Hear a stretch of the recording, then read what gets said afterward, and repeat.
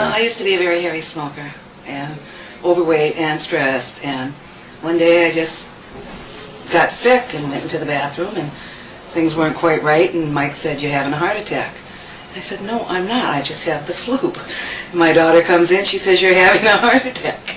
And I'm yelling at them and saying, "No, I just have the flu." Well, as it progressed, and this was a few hours that I was being stubborn, and then it got worse and the pressure came. And then I said, "Okay, now you can call the ambulance." Not quite that nicely. But no, but by that time I was a few choice words maybe too. Okay.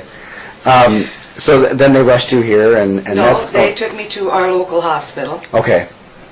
And all I remember, I thought they took me from the ambulance to the helicopter. That's the way I remember it.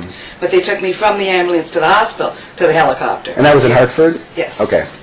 And I remember landing here, because I woke up and I looked out and I said, "Oh, this is really cool." And then 8 days later I woke up.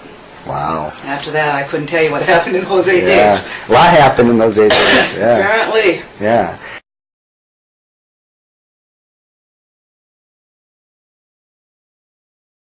So we were one of the first programs in the United States doing heart transplants, and we've had a very good, successful program for many years. Reaching 700 is not something that most programs have reached. Having said that, the past couple of years we haven't had as many heart transplants as we did in the past, mainly because of a more widespread kind of, a greater number of programs that are available in the Midwest. It wasn't the case when we were earlier on.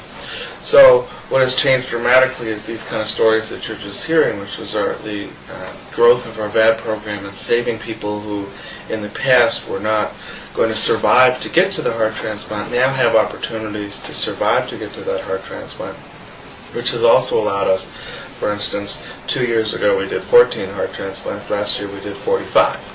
So that's a completely different animal, and so going forward our expectation is to get very high very fast and to be one of the top programs in the country, and we hope to have not only good numbers but good outcomes, just like Patti. And to me that's such a satisfying thing, because you can see the results of your work